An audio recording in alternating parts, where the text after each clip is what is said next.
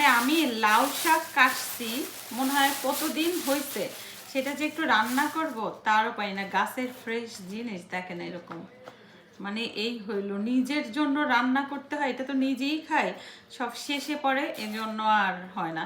ভাবছি কি একটু স্টিম দিয়ে ফ্রিজে রাইখা দেব। মানে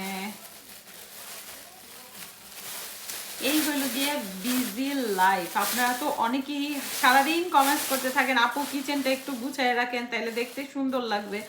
ভাই রে ভাই, টাইম পাই না, অনেস্টলি টাইম পাই না। আমার স্কেজুয়াল একটা শেষ না হইতে হইতে মাথার উপরে আরেকটা বসে থাকে 10-15 মিনিট আগে, এরকম।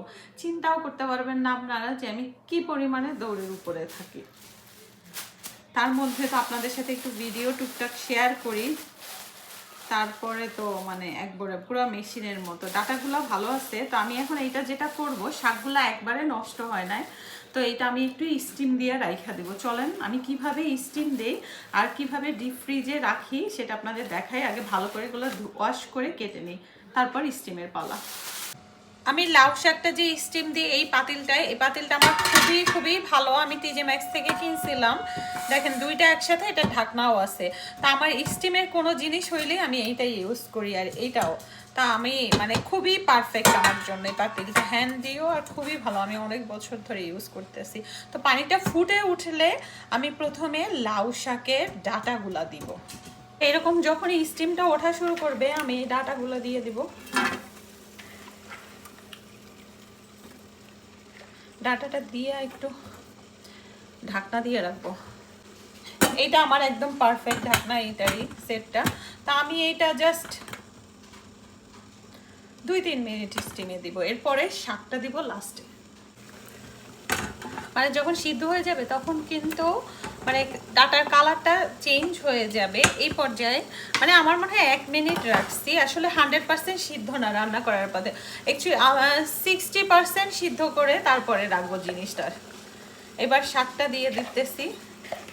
আমি কিন্তু লাউ শাকটা না একদম এরকম ফ্রোজেন করে রাখি স্টিম দিয়া, আর যখন রান্না করি উইন্টারে একদম ফ্রেশ, একটু স্বাদের ডিফারেন্স হয় না, মানে খুব ভালো ফ্রেশ থাকে, সিদ্ধ টিদ্ধও হয়ে যায়।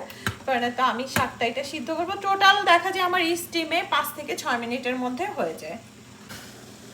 দেখেন স্টিম ওঠা শুরু করছে একদম, মানে আমার হয়ে গেছে 5 মিনিট এনে, জাস্ট একটু শাকের কালারটা চেঞ্জ হলেই না আমি বন্ধ করে দেব, বাকিটা গরমে হবে আর ঠান্ডা হলে রাখি।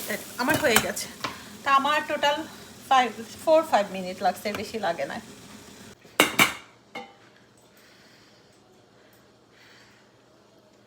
মানে শাকটা ঠান্ডা হলে জিপলক ব্যাগে, আমি হলো ফ্রিজের যে ফ্রোজেন জিপলক ব্যাগগুলো আছে ওইগুলাই রেখে জাস্ট ডিপ ফ্রিজে রেখে দিব। আপনি 3-4 মাস পরে বের করে রান্না করবেন, যেরকম টেস্ট সেরকম সিদ্ধ হবে, সব কিছু হবে, আর পারফেক্টলি লাউ শাক।